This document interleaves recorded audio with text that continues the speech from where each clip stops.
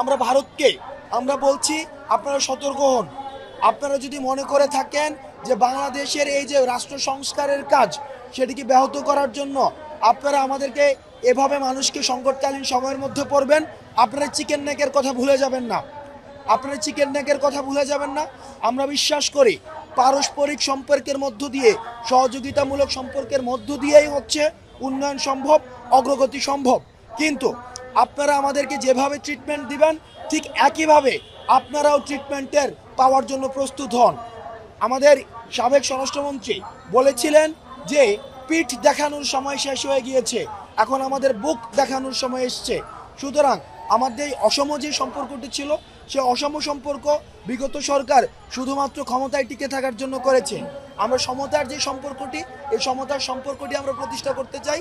সুতরাং ভারতের বর্তমান আমাদের সাথে যে আচরণ করবে সেই আচরণ নির্ধারণ করবে ভারতের সাথে ভবিষ্যতে আমাদের কেমন আচরণ হবে। ভারতের প্রত্যেকটি আচরণ, বর্তমানের আচরণ আমাদের ভবিষ্যতের ভারত বাংলাদেশের আচরণ নির্ধারণ করবে। সেই জায়গা থেকে আমরা ভারতকে বলতে চাই আপনারা সহযোগিতামূলক সম্পর্ক রাখুন, প্রতিবেশী সুলভ সম্পর্ক রাখুন, এবং আপনারা যদি আমাদেরকে এভাবে সংকটকালীন সময়ের মধ্যে আপনারা ইচ্ছাকৃতভাবে ঠেলে ফেলে দেন, সেটির প্রতি উত্তর বা সেটির যেই পাল্টা ব্যবস্থা সেটিও কিন্তু বাংলাদেশ গ্রহণ করবে।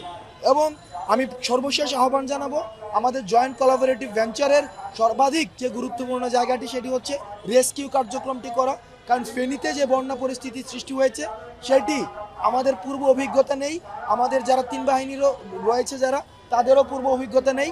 সেই জায়গা থেকে আমাদের সবারই প্রয়োজন বর্তমানে রেস্কিউ কার্যক্রম করা। ফেনী জেলা প্রশাসক, নোয়াখালী জেলা প্রশাসক কাছে আমাদের আহ্বান থাকবে আপনারা যেই জায়গাগুলোকে আপনারা আশ্রয়স্থল হিসেবে ঘোষণা করেছেন সেটিকে আপনারা মাইকে ঘোষণা করে দিন, যাতে করে যারা শহরমুখী হয়েছে শহরমুখী হয়ে গিয়েই যেন তারা হচ্ছে ওই আশ্রয়স্থলগুলোতে উঠতে পারে।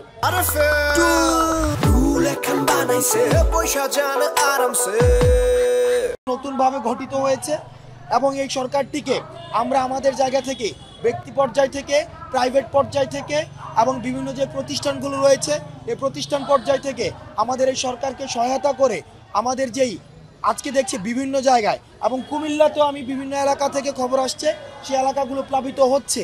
আমরা চাই আমাদের পার্বত্য চট্টগ্রামে, আমরা দেখেছি সিলেটে, আমাদের ইতিমধ্যে আমাদের যে পাহাড়ি যে অঞ্চলটা রয়েছে ওই পাশের পার্বত্য চট্টগ্রাম, সিলেট, খাগড়াছড়ি ওই এলাকাগুলোও কিন্তু এখন ভালনারেবল হয়ে গিয়েছে।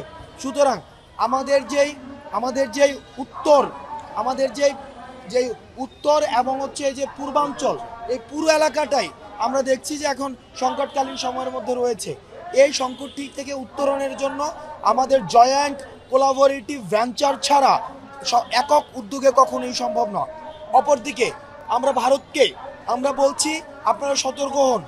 আপনারা যদি মনে করে থাকেন যে বাংলাদেশের এই যে রাষ্ট্র সংস্কারের কাজ সেটিকে ব্যাহত করার জন্য আপনারা আমাদেরকে এভাবে মানুষকে সংকটকালীন সময়ের মধ্যে পড়বেন, আপনারা চিকেন নেকের কথা ভুলে যাবেন না। আপনারা চিকেন নেকের কথা ভুলে যাবেন না।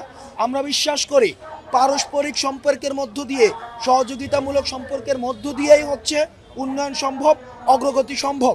কিন্তু আপনারা আমাদেরকে যেভাবে ট্রিটমেন্ট দিবেন ঠিক একইভাবে আপনারাও ট্রিটমেন্টের পাওয়ার জন্য প্রস্তুত হন। দেখেন আমরা বিভিন্ন প্রথমত হচ্ছে সরকারি পর্যায়ে আমরা কথা বলেছি, আমরা প্রাইভেট পর্যায়েও কথা বলেছি।